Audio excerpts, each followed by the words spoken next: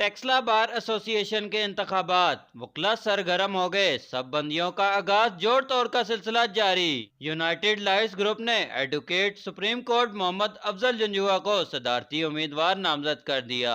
Group کے ساتھیوں کا اجلاس سابق جنرل سیکرٹری ٹیکسلا بار ایسوسی ایشن سید تجمل کاظمی کے چیمبر میں منعقد ہوا۔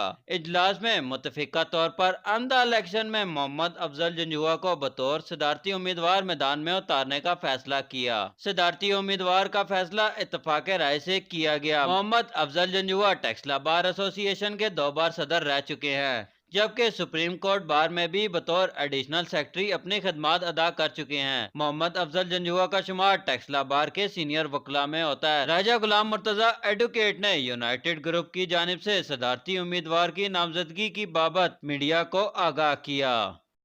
ہمارا جو یونائٹڈ لائرز گروپ ہے، اس میں ہم نے سب نے مل کر ایک متفقہ فیصلہ کیا ہے۔ اس میں ایک سینئر ہمارے دوست ہیں، پہلے بھی 2 دفعہ بار کے پریزیڈنٹ رہ چکے ہیں، سپریم کورٹ میں بھی وہ ایڈیشنل سیکرٹری کے عہدے پر رہ چکے ہیں، محمد افضل جنجوعہ صاحب۔ تو ہم سب نے گروپ نے یہ ان کے حق میں یہ فیصلہ کیا کہ اس دفعہ انشاءاللہ تعالی ہم ان کو جو ہے الیکشن میں وہ کنٹیسٹ کروائیں گے، بلکہ یہ ہمارا فیصلہ ہو چکا ہے سارا مکمل طور پر۔ ہر چیز آپس میں ہم نے ڈسکس کر کے ان کو فائنل کی ہے۔ وہ ہمارے کینڈیڈیٹ ہے یونائٹڈ لائرز فورم کے اس دفعہ انشاءاللہ تعالی۔ اس میں ڈاکٹر صاحب جو ہمارا گروپ ہے نا، جو افضل جنجوعہ صاحب ہیں کینڈیڈیٹ جو ہمارے، وہ سینئر لائرز ہیں ٹیکسلا کے۔ وہ سینئر میں بھی ان کی بہت مقبولیت ہے اور جونیئر کے ساتھ بھی ان کی بہت شفقت ہے، ان کا ایک بڑا چیمبر بھی ہے۔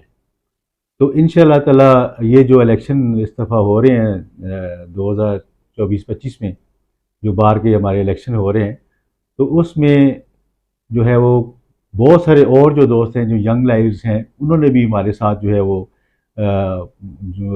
آئے ہیں ہمارے ساتھ۔ تو انشاءاللہ تعالی یہ ایک بہت بڑی تبدیلی ہوگی ٹیکسلا بار کے اندر۔